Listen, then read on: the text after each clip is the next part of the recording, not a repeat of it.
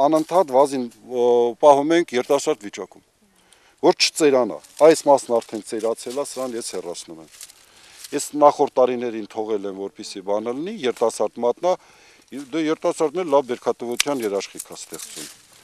Արտաշես Ավետյանը գիտի լավ բերք ստանալու բոլոր նրբությունները, մասնագիտությամբ տնտեսագետ արդեն 20 տարի է հմտացել է խաղողագործության ասպարեզում, սեփական այգի չունի, ուրիշի հողատարածքում է զբաղվում խաղողի մշակությամբ, մի ժամանակ շատերն են հրաժարվել իրենց այգիներից, հիմա այդ դատարկ հողում նա զարգացնում է շնողի խաղողագործության հարուստ ավանդույթները, ասում է հաճույքով է աշխատում այգում, իսկ խաղողի բերքահավաքը տոնի է վերածվում ամբողջ ընտանիքի ու բարեկամների համար։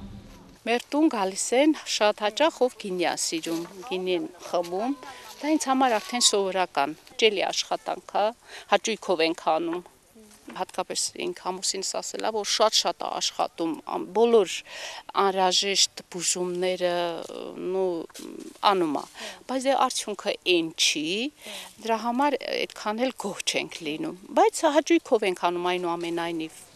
Խաղողագործները սակայն առանձնացնում են ոռոգման ջրի խնդիրը, 1 խորանարդ մետր ջրի դիմաց 11 դրամ են վճարում, արդյունքում այգին ոռոգելու համար ծախսում են 25,000 դրամ։ Եթե ջրի գինը ցածր լինի, այգին ավելի հաճախ կոռոգեն, ասում է խաղողագործը, ինչն ավելի կբարձրացնի բերքատվությունը։ Դրանից բացի գյուղացիները կսկսեն նաև բերքատու այգիները վերականգնել։ Դեղցի, խնձորի այգիների մեծ մասն այժմ անմշակ են։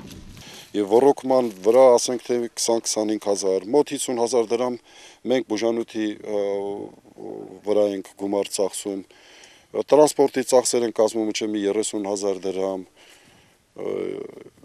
այս խաղողի սորտն էլ այնպիսին է, որ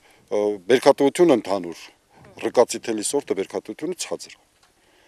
Եթե 2-ից 3 տոննա խաղող ենք ստանում, ոնց որ 1 տոնն են լրիվ, ասենք, 1 տոննի արժեքը 120-130,000 դրամով վճարում ենք, ասենք, մեզ բան չի։ Խաղողագործը հաշվարկում է ծախսերն ու հասկանում, որ խաղողի ինքնարժեքը բարձր է, վաճառքի գինը ցածր, 120-130 դրամ մթերման գինը գյուղատնտեսը քիչ է համարում։ Դա լավ է, որ կառավարությունը դեմքով շրջվել է դեպի գյուղ, դա ողջունելի է, բայց քայլերը արդեն, ինչ քայլեր են անում, դա ինձ համար մի քիչ ոչ հասկանալի է, որովհետև գյուղատնտեսության վերաբերյալ կոսմետիկ քայլեր են դրանք։ Մի քիչ առաջ ոռոգման ջրի մասին էի խոսում, բազմիցս եմ ասել, դե պետք է գետնա 3 կիլոմետր հետո Հարևան Հանրապետության սահմանն է։ Դա ես դեպետգետը համարում եմ մեր տարածքաշրջանի ոսկին, որ հոսում է գնում ուրիշ հանրապետություն, նրանք այգիները ոռոգում են եւ այլն եւ այլն։ Եթե կառավարությունը որոշում կայացնի, կառավարությունը դեմքով դեպի գյուղ այդ քաղաքականությունը հիմնական խնդիրների վրա ուշադրություն դարձնի, դա արդեն հասկանալի կլինի։ Այդ գետից օգտվում ենք, հիմա մենք մեր խաղողի այգիները հենց այդ գետի ջրով ենք ոռոգում, բայց կարանք մենք ոչ թե մեկ անգամ, այլ մի քանի անգամ ոռոգենք։ Այնինչ նողում եղանակային պայմանները շատ բարենպաստ են խաղողագործության զարգացման համար, տաք եղանակը գյուղացիների գործը հեշտացնում է, ցրտարարության վտանգ չի լինում, այգեթաղ չեն անում, դրա համար էլ Արտաշես այգում սկսում է աշխատել հունվարից սկսած։ Գյուղում ամենաբարձր ցուրտ եղել է -18 աստիճան, -18 աստիճանում, դա ամենաբարձր գյուղի պատմության մեջ, -18-ում էլ վազը չի ցրտահարվում, իսկ Արարատյան դաշտում ավելի բարձրանում, Երկարատևանում, այնտեղ վտանգը կա, որ ցրտահարվի, դրա համար անպայման այգեթաղ ենք անում։ Իր աճեցրած խաղողից նաև կարմիր ու սպիտակ գինի է ստանում, ու ոչ միայն սիրով հյուրասիրում է իր հյուրերին, այլև վաճառում է։ Արտադրանքի ծավալները փոքր են, դրա համար էլ մեծ ընկերությունների հետ մրցակցության չի մտնում։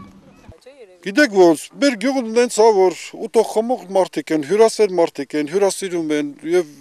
եթե հյուրասեր մարդիկ են, պետք է խմիչք ունենանք։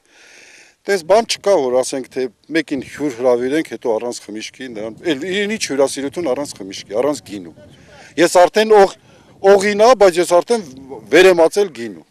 Եթե մի միջոցառում ալնում, պայմանական թվեր եմ ասում իհարկե, 30 լիտր գին են խմում, 1 լիտր նողի։